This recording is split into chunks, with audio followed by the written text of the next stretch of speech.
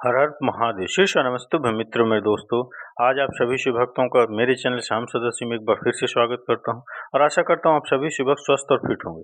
चलिए मित्रों, माताओं, बहनों, आज मैं आप सभी शिव भक्तों को कृष्ण ने अभिमन्यु को चक्रव्यूह से क्यों नहीं बचाया, इस विषय में इस कथा को आप सभी शिव भक्तों, माताओं, बहनों, कृष्ण प्रेमियों को सुनाने जा रहा हूं। तो चलिए मित्रों, माताओं, बहनों, ध्यान से और मन लगाकर इस कथा को श्रवण करिए और अपने जीवन को धन्य बनाइए और इस कथा को अंत तक अवश्य सुनिएगा, क्योंकि अंत तक सुनेंगे तभी आपको संपूर्ण कथा का लाभ प्राप्त होगा और कथा की जानकारी प्राप्त होगी, क्योंकि आधा अधूरा ज्ञान नुकसानदायक होता है, घातक होता है। तो चलिए मित्रों, ज्यादा समय न लेते हुए जानते हैं।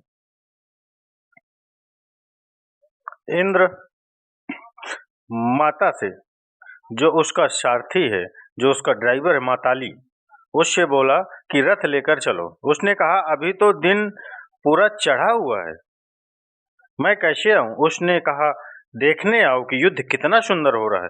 अभिमन्यु जिस दिन जा रहा था लड़ने के दिन, उसने सबके पैर छुए। युधिष्ठिर ने कहा जीते रहो मेरे लाल।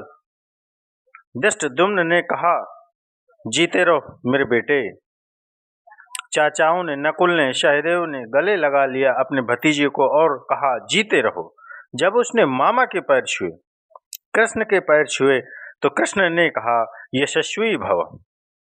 श्री कृष्ण जी ने कहा यशस्वी भव। जब अभिमन्यु शिविर से बाहर निकला और कृष्ण देखने लगे, तो द्रौपदी ने कहा मेरा बेटा जीवन की सबसे बड़ी लड़ाई लड़ने के लिए जा रहा है कान्हा। सबने उसको जीते रहो का आशीर्वाद दिया, तुमने नहीं दिया। तुमने उसे यशस्वी भव का आशीर्वाद दिया, आखिर क्यों? जीते रहो क्यों नहीं बोला? क्या तुम्हें युद्ध के परिणाम में कोई शंका है? तो कृष्ण ने जो बात कही वही जीवन के युद्ध में भरत वाक्य बनाना।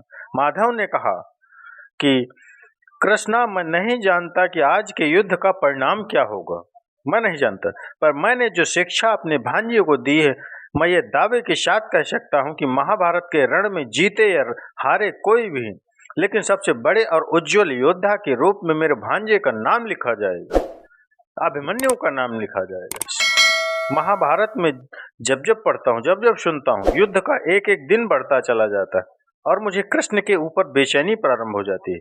मुझे लगता है अब तो कूदो, अब तो करो, अब तो कुछ करो। वो कुछ भी हो जाने देते।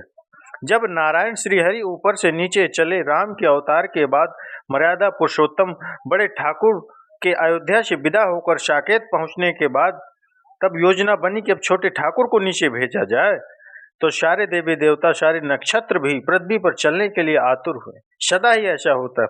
शेषनाथ आ गए थे लक्ष्मण के रूप में, सब लोग नीचे आ ही जाते हैं। सूर्य भी तैयार हो गए, इंद्र भी तैयार हो गए, सब ने अपने अपने अंश भेजे पृथ्वी पर। इंद्र का अंश कौन है? अर्जुन है। सूर्य का अंश कौन है? कर्ण है।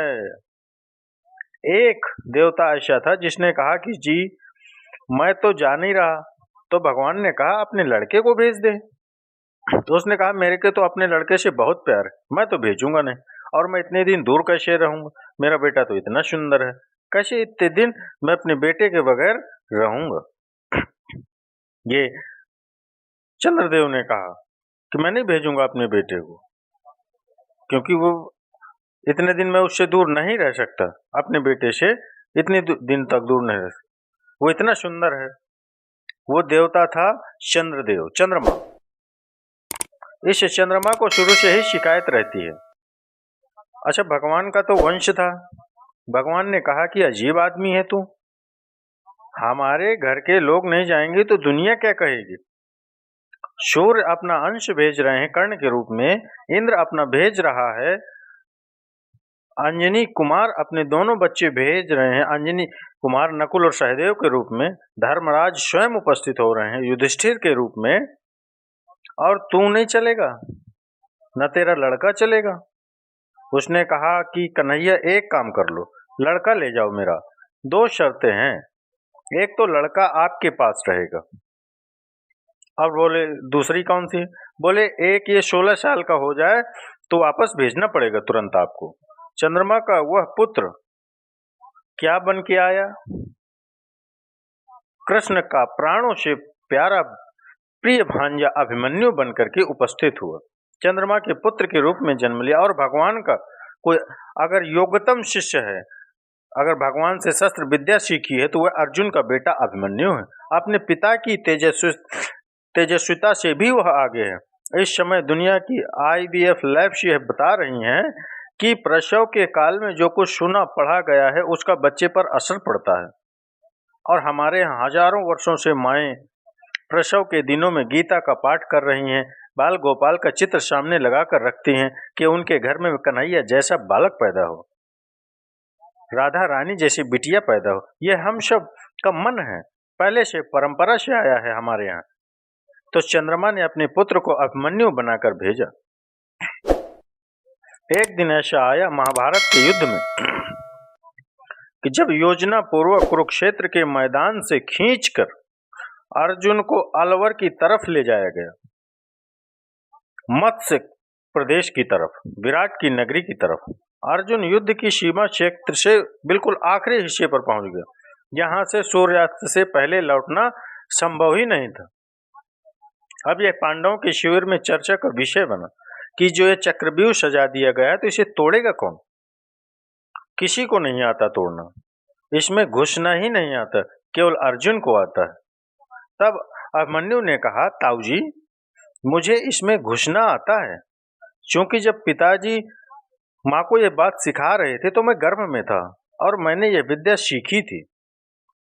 तो बोले, बेटा बहुत अच्छा है, फिर निकलना भी आता होगा। बोले नहीं, जब तक उन्होंने इसे बाहर आने का मार्ग बताया तोड़ने का तो माँ सो गई, तो मैं बाहर निकलने का नहीं सीख पाया। सारे चाचाओं ने और ताऊओं ने कहा कि कोई बात नहीं बेटे, तू तोड़ दे, निकाल तो हम लेंगे। भाई महाबली भीम, जिसकी एक मुष्टिका से विंध्याचल के पर्वत छोटे हो गए, जहां जहां उसका पैर पड़ा हिंदुस्तान में 1,00,000 जगह है जहां भीम बैठका है। जिस पत्थर पर चले जाओ बड़ा सा गड्ढा है, बोले ये भीम का पांव पड़ा हुआ है। यह देश महान है। इस देश में 2-3 जगह हर जगह मिलती है माता सीता की रसोई, जहां जाओ वहां माँ की रसोई मिलती है। क्या बढ़िया प्रतीक शास्त्र है। दुनिया के 44 देश घूमो, लेकिन इसी क्षण भी अगर भगवान वापस बुलाए और बुला करके पूछे कि तेरे सत्कर्मों के कारण तुझे देश चुनने का अवसर दिया जाता है, तो आप सभी दुनिया के सारे देश छोड़ करके आप यही देश चुनिएगा जिस मिट्टी में गोपाल लेटा है, जहाँ के पर्वत पर हमारी माँ ने भोजन बनाकर उस पर्वत श्रृंखलाओं को तपस्या का केंद्र बना दिया, जिसके रेणु रेणु पर अपने चरण रखकर राघवेंद्र सरकार भगवान श्री राम, मर्यादा पुरुषोत्तम भगवान श्री राम ने और लीलाधर योगेश्वर भगवान श्री कृष्ण ने चंदन बना दिया है। श्री कृष्ण ने चंदन बना दिया। भगवान चुप रहे, किसी ने उनकी सलाह न ली। सेनापति धृष्टद्युम्न थे, द्रुपद पुत्र। सेनापति ने योजना की कोई बात नहीं बेटा। मामा ने भांजे को आज्ञा दी, कोई बात नहीं, तू चला जा इसके अंदर और हम सब तुझे निकाल लेंगे। इतिहास गवाह है, तारीख गवाह है कि अभिमन्यु ने उस चक्रव्यूह को तोड़ा और चक्रव्यूह के दूसरे चक्र में ही पांडवों की सेना को बाहर कर दिया गया और वो चक्रव्यूह में अकेला रह गया। क्या लड़ा, अद्भुत युद्ध हुआ। सुनते हैं कि इंद्र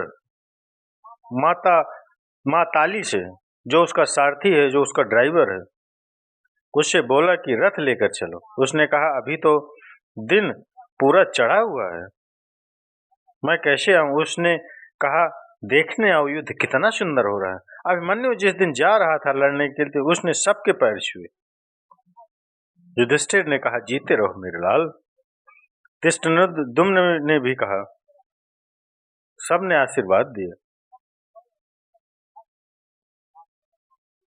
तो चलिए मित्रों, माताओं बहनों, मैंने आप सभी शिव भक्तों को श्री अभिमन्यु के चक्रव्यूह की जो कि प्रभु ने क्यों नहीं बचाया उनको, इस कथा को आप सभी के सामने प्रस्तुत किया है। तो चलिए मित्रों, माताओं बहनों, अगर ये कथा अच्छी लगी तो कथा के लिए एक लाइक और कमेंट्स में हर हर महादेव, श्री स्वानमस्तुभ्यम, ये श्री बाल गोपाल, श्री राधे कृष्ण, कुछ भी आप हाजिरी के रूप में अवश्य लगाइए। चलिए मित्रों, मिलते हैं अगली वीडियो में। हर हर महादेव। श्री नमस्ते मित्रों दोस्तों।